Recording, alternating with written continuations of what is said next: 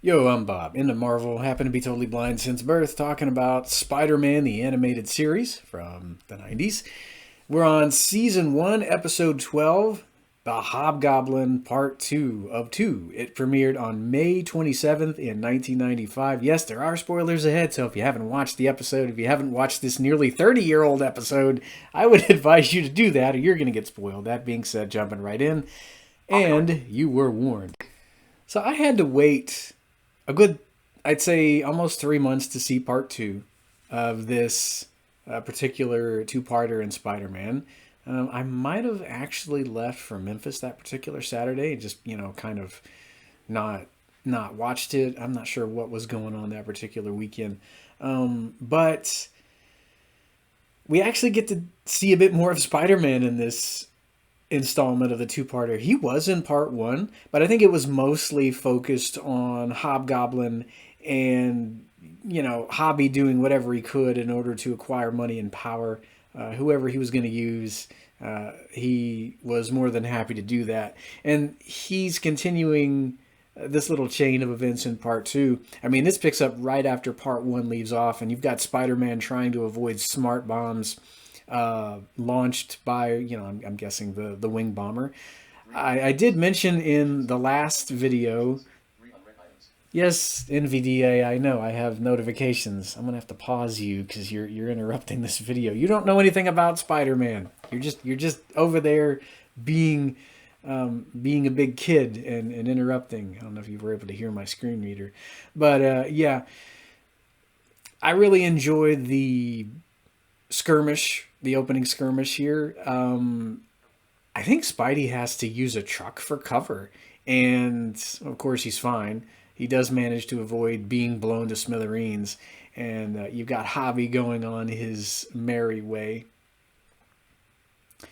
In the meantime, you have him headed back to Crime Central, and you've also got Spidey visiting Aunt May in the hospital there. You've got MJ who's keeping a constant watch over her, constant vigil there at the hospital for Peter.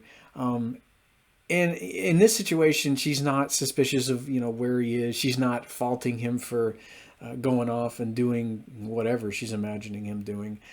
She's very compassionate in this episode. Got a lot of empathy for him, but I don't know. I would have been like, dude, where are you? What are you doing?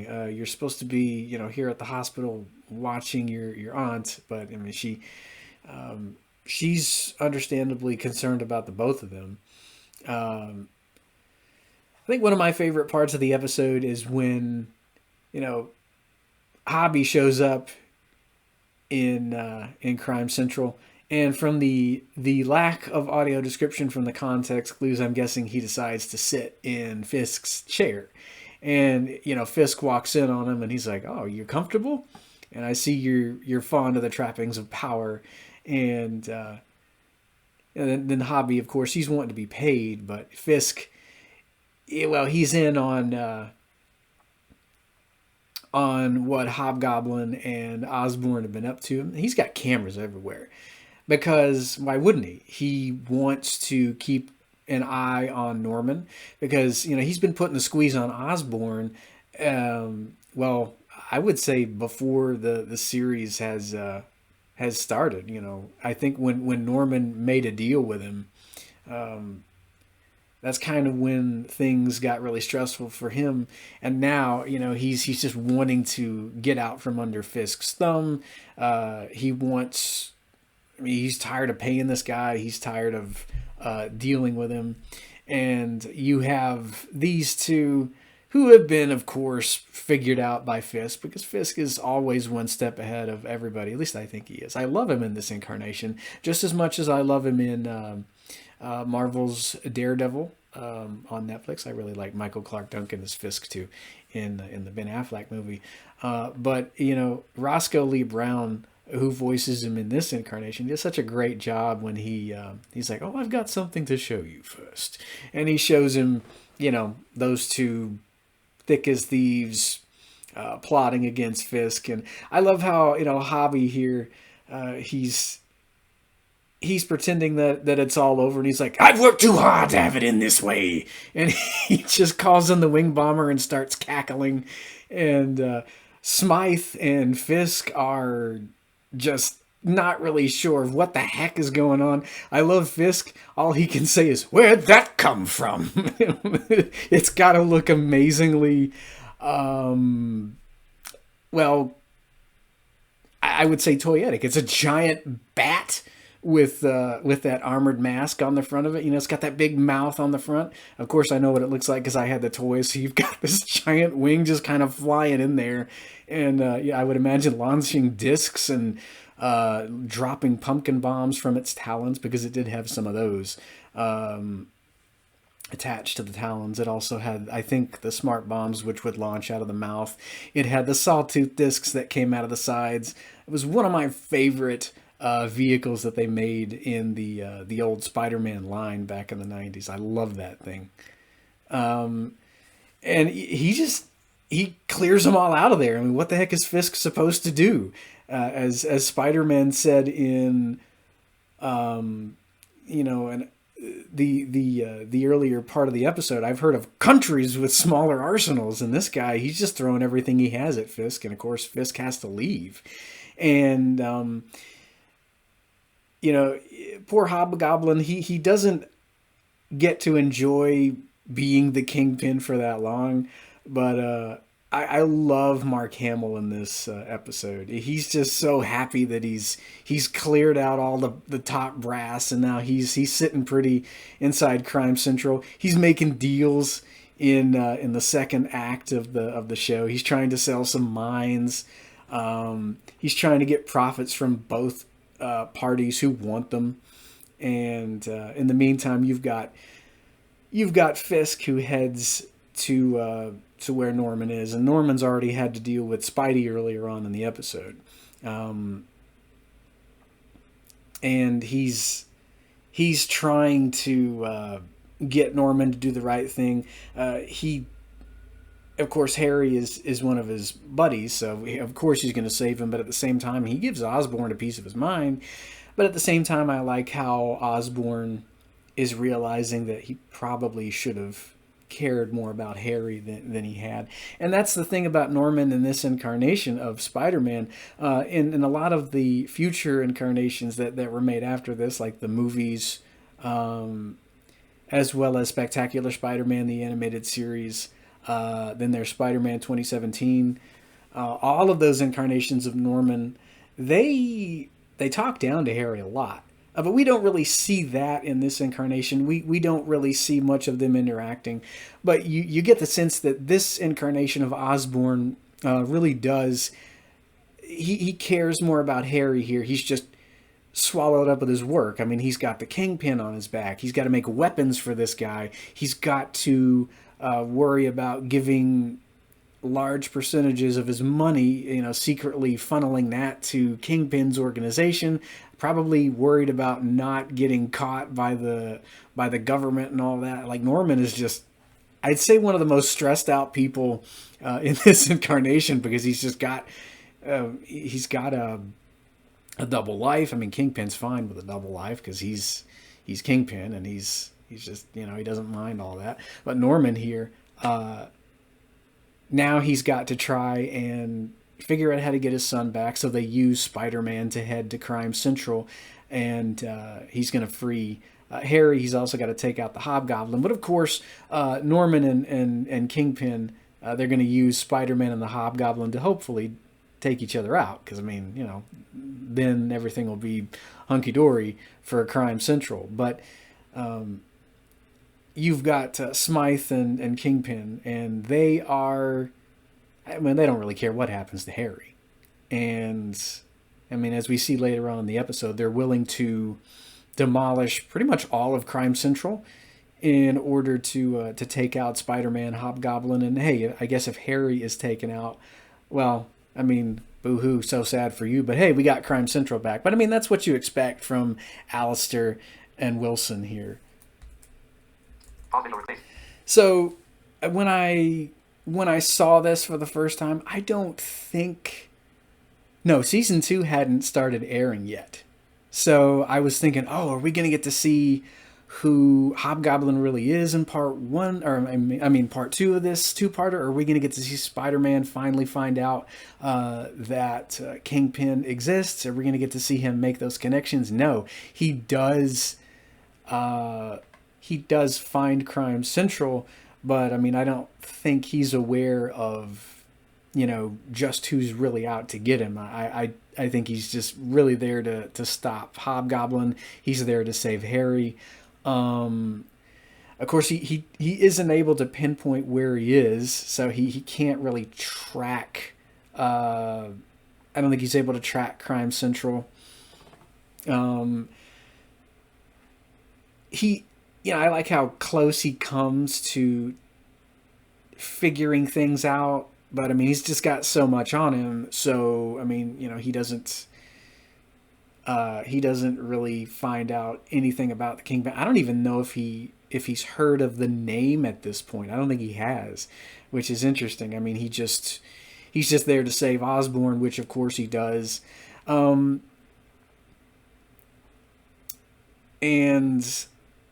you've got Hobgoblin who he's able to figure out that Spider-Man is there. I think Spidey shoots some webbing and Hobby sees it, and Spider-Man is trying to distract him. And then they have that really big battle inside Crime Central, and Spider-Man, of course, he causes Hobgoblin to destroy all of the computer equipment. So now Hobgoblin has no access to all of that wonderful tech. He was making profits. He was trying to, control everything in New York. He was Kingpin for all of maybe an hour and a half, 2 hours, maybe. I don't know how long he was in there.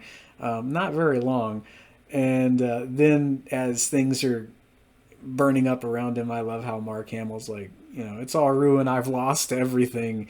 And there was a point in the episode, earlier on in the episode, in which I was hoping we were going to be able to see just who it was behind that mask, because Norman finds out that Hobgoblin has double-crossed him. And of course he is. I think Norman should have expected that. And I guess he did have a backup plan. He decided to go crawling back to Wilson when Hobgoblin had taken over Crime Central, and he'd sent Norman they had that little video chat there, and of course Hobby was like, yeah, I want your inventions just like Fisk wanted them. I'm not going to give you your son back. I'm going to hold him hostage until you give me what I want. And there was this one interesting little exchange I remember seeing when I watched this for the first time, and Norman's like, well, don't you dare forget, I know your real identity, and I've got it set up to come out if anything happens to me. And I was like, who is that? Who is behind that mask? See, when I saw this for the first time as a kid, I was a sweet, sweet summer child, as they say on Game of Thrones. I didn't know that Marvel and DC were separate entities. I thought that Hobgoblin was going to turn out to be the Joker, and that Spider-Man was going to have to get in touch with Batman from Gotham, and we were going to get this insane crossover, which, I mean, we couldn't have gotten. Marvel and DC were of course, two separate juggernauts, unbeknownst to me at that age, because, well, I mean, I didn't even know of DC Comics yet. I would find out that summer from the Batman animated series VHS tapes that they were part of DC Comics. Batman was part of DC. And then, I mean, of course, I already knew that Spider-Man and X-Men were Marvel, but I don't think I'd even heard of DC Comics until they were these Warner Brother double episode releases that we got right around the time Batman Forever came out. And you got this commercial on all of the tapes talking about DC Comics, where I don't know what character he was, but he was like, too tough for TV. I don't remember who that guy was. No audio description there, but I was like, okay, so Batman's DC and Spider-Man is Marvel, so no big Joker revelation behind the mask there. Of course, Hobgoblin turns out to be someone entirely different. But I love that, though. I love that you don't get to find out who Hobby really is right away here. They keep that a secret until season 3. And I love how, I really love what Mark Hamill does as Hobgoblin here. I didn't know that Mark Hamill voiced Hobgoblin or Joker. I knew that it was the same guy that did the Joker at that point, but I wouldn't find out until I'd say a year or so later that Mark was voicing Hobgoblin and Joker. Because remember, there are no audio descriptions to these older shows, and back in the 90s, I didn't have someone there narrating the credits, so I couldn't figure out, oh, Mark Hamill is this guy, Christopher Daniel Barnes is this guy. In my head, it was just like, oh, the guy that voices Joker, whoever he is, he voices Hobby. So, that's kind of why I made that weird little connection as a kid. Like, oh, it's the same guy doing the voice, so maybe they're going to do a crossover. I had a weird imagination as a kid. But yeah, they managed to get out of Crime Central. Fisk is very optimistic about his base of operations being totaled. One of my favorite lines from the episode, when Fisk is kind of happy that they got them all out of there. Smythe is like, ever heard the phrase Pyrrhic victory? And Fisk is like, it doesn't matter. We're going to rebuild it bigger and better than before, but the most important thing is it's mine again. So, it was a really fun two-parter. I love the bit at the end too with Norman and Harry as they're reunited, and I like how Norman recognizes that he didn't make all the right choices with Harry. There's this wonderful bit of dialogue, and once again, I have to give it to Neil Ross. He just does such a great job of actually showing a vulnerable side to Norman, because he's like, well, you think it's been easy having to do all of this work. I couldn't be there for Harry when he was sick and needed me. I missed his birthday parties, his baseball games. It's all about choices, and maybe I made the wrong ones. And I mean, this is a Norman Osborn that has always stuck with me, because he's a ruthless businessman, but at the same time, he cares about his kid. He recognizes that he hasn't been there for Harry. He's less of we'll call him a Richard, because, well, I can't say the actual word I want to. I'll probably be demonetized if I do. He's less of a Richard in this incarnation of Spider-Man. He's more caring toward Harry, which is cool. I do love all the other Normans that we see in the future who are ruthless, and they're more they're more along the lines of Green Goblin. But whereas this guy, I think he's got a bit of a conscience here, and he wants to do the right thing. He wants to be there for his son more. And so at the end of the episode, you have them, I think, beginning to try to have a better relationship as father and son here.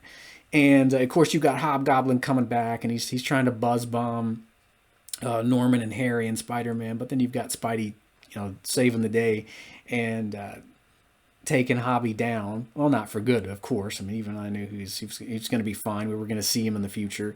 And come to find out that Aunt May was...